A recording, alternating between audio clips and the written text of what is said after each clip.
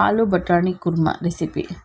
ತುಂಬ ಸಿಂಪಲಾಗಿ ಮಾಡ್ಕೊಳ್ಬೋದು. ಕಡಿಮೆ ಮಸಾಲೆಯಲ್ಲಿ ಕಡಿಮೆ ಸಾಮಗ್ರಿಗಳು ಯೂಸ್ ಮಾಡಿಕೊಂಡು ಬೇಗಂತೂ ಮಾಡ್ಕೊಳ್ಬೋದು. ದೋಸೆ ಪೂರಿಗಂತೂ ಮಾಡಿಸಿದ ಕಾಂಬಿನೇಷನ್ ಅಂತಲೇ ಹೇಳ್ಬೋದು. ಗೀ ರೈಸ್ಗೂ ತುಂಬ ಚೆನ್ನಾಗಿರುತ್ತೆ. ಇಲ್ಲಿ ಮಸಾಲೆ ಪ್ರಿಪ್ರೇಷನ್ಗೆ ನಾನಿಲ್ಲಿ ಒಂದು ಅರ್ಧದಷ್ಟು ಕಾಯಿ ತುರಿಯನ್ನು ತೊಗೊಳ್ತಾ ಇದ್ದೀನಿ. ಇದ್ರ ಜೊತೆಗೆ 2 ಈರುಳ್ಳಿಯನ್ನು ಹಾಕ್ಕೊಳ್ತಾ ಇದ್ದೀನಿ.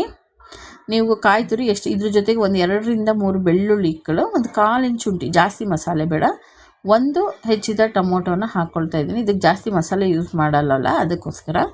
ಈಗ ನಾನಿಲ್ಲಿ 1 ಸ್ಪೂನ್ನಷ್ಟು ಸಂಬಾರದ ಪುಡಿಯನ್ನು ತೊಗೊಂಡಿದ್ದೀನಿ. ಇದ್ರ ಜೊತೆಗೆ ನಾನು 1 ಸ್ಪೂನ್ನಷ್ಟು ಖಾರದ ಪುಡಿಯನ್ನು ಕೂಡ ಹಾಕ್ಕೊಳ್ತಾ ಇದ್ದೀನಿ.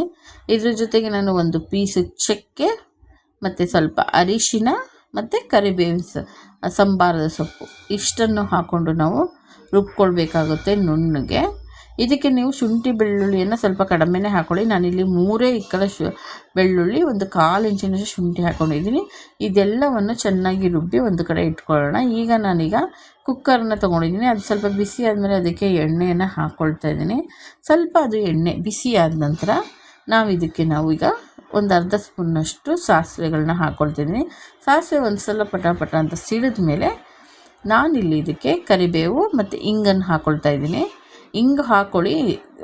ಇಂಗನ್ನ ಒಂದು ಅರ್ಧ ಸ್ಪೂನಷ್ಟೇ ಹಾಕ್ಕೊಳ್ಳಿ. ತುಂಬ ಟೇಸ್ಟು ಚೆನ್ನಾಗಿ ಬರುತ್ತೆ, ಮತ್ತು ಜೀರ್ಣಶಕ್ತಿನೇ ಹೆಚ್ಚಿಸುತ್ತೆ ಅಂತಲೇ ಹೇಳ್ಬೋದು. ಕರಿಬೇವನ್ನು ಹಾಕ್ಕೊಳ್ತಾ ಇದ್ದೀನಿ. ಫ್ರೆಶ್ ಕರಿಬೇವನ್ನ ಹಾಕ್ಕೊಳ್ಳಿ, ಚೆನ್ನಾಗಿ ತೊಳೆದು.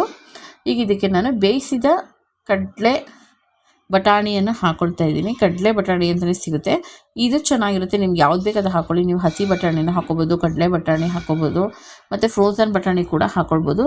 ಇದು ನಾನು ಒಣಗಿರೋಂಥ ಕಡಲೆ ಬಟಾಣಿ ಹಾಕಿದ್ರಿಂದ ನೆನೆಸಿ ಅದನ್ನು ವಿಶಲ್ ಮಾಡಿ ಇಟ್ಕೊಂಡು ಹಾಕ್ಕೊಂಡಿದ್ದೀನಿ. ಇಲ್ಲಿ ನಾನು 4 ಆಲೂಗೆಡ್ಡೆಯನ್ನು ಚೆನ್ನಾಗಿ ವಿಶಲ್ ಮಾಡಿ ಸ್ಮ್ಯಾಶ್ ಮಾಡಿ ಇಟ್ಕೊಂಡಿರೋದನ್ನು ಹಾಕ್ಕೊಂಡಿದ್ದೀನಿ. ಆ ಎಣ್ಣೆಯಲ್ಲಿ 1ರಿಂದ 2 ನಿಮಿಷ ಹೈ ಫ್ಲೇಮಲ್ಲೇ ಇದನ್ನು ಫ್ರೈ ಮಾಡ್ಕೊಳ್ಳಿ. ಇದಾದ ನಂತರ ನಾನಿಲ್ಲಿ ಏನು ರುಬ್ಬಿರ್ತೀವಲ್ಲ ಅದನ್ನು ಮಸಾಲೆ ಹಾಕ್ತಾಯಿದ್ದೀನಿ. ನಾನಿಲ್ಲಿ ನೀವು ಮಸಾಲೆ ಹಾಕ್ಕೊಳ್ಳಿ. ಮಸಾಲೆ ಹಾಕ್ಕೊಂಡು ಚೆನ್ನಾಗಿ ಅದಕ್ಕೆ ಸ್ವಲ್ಪ ನೀರನ್ನು ಹಾಕಿ ಕನ್ಸಿಸ್ಟೆನ್ಸಿ ನೋಡಿ ತಿರ್ಕೊಳ್ಳಿ. ಎಷ್ಟು ನೀರು ಬೇಕೋ ಅಷ್ಟು ನೋಡಿ ಹಾಕ್ಕೊಳ್ಳಿ. ಯಾಕೆಂದರೆ ನಾವು ಜಾಸ್ತಿ ನೀರು ಹಾಕ್ಬಿಟ್ರೆ ಚೆನ್ನಾಗಿರೋ, ಎಷ್ಟು ನೀರು ಬೇಕೋ ಅಷ್ಟು ನೋಡಿ ನೀವು ಹಾಕ್ಕೊಳ್ಳಿ. ಮತ್ತು ಒಂದು ಸಲ ತಿರುಗಿಸ್ಕೊಳ್ಳಿ.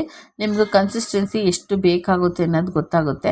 ಒಂದು ಸಲ ಮಸಾಲೆಯಲ್ಲೇ ಚೆನ್ನಾಗಿ ಫ್ರೈ ಆಗಬೇಕು ಆಲೂಗೆಡ್ಡೆ ಬಟಾಣಿ ಎಲ್ಲ 1ರಿಂದ 2 ನಿಮಿಷ.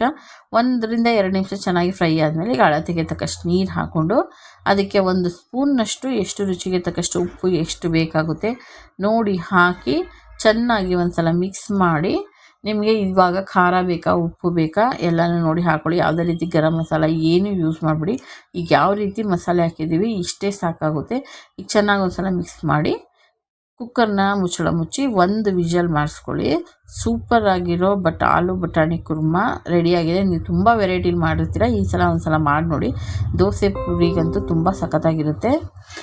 ಮತ್ತು ನೀವು ಇದನ್ನು ಟ್ರೈ ಮಾಡಿ ನೋಡಿ, ನಿಮ್ಗೆ ಹೇಗೆ ಬಂತು ಅಂತ ಅನಿಸಿಕೆ ಅಭಿಪ್ರಾಯನ ನನಗೆ ತಿಳಿಸ್ಕೊಡಿ. ನಿಮಗೆ ಈ ವಿಡಿಯೋ ಇಷ್ಟ ಲೈಕ್ ಮಾಡಿ, ಚಾನಲ್ನ ಸಬ್ಸ್ಕ್ರೈಬ್ ಮಾಡ್ಕೊಳ್ಳಿ, ನೋಟಿಫಿಕೇಷನ್ನ ಆನ್ ಮಾಡ್ಕೊಳ್ಳಿ. Thank you.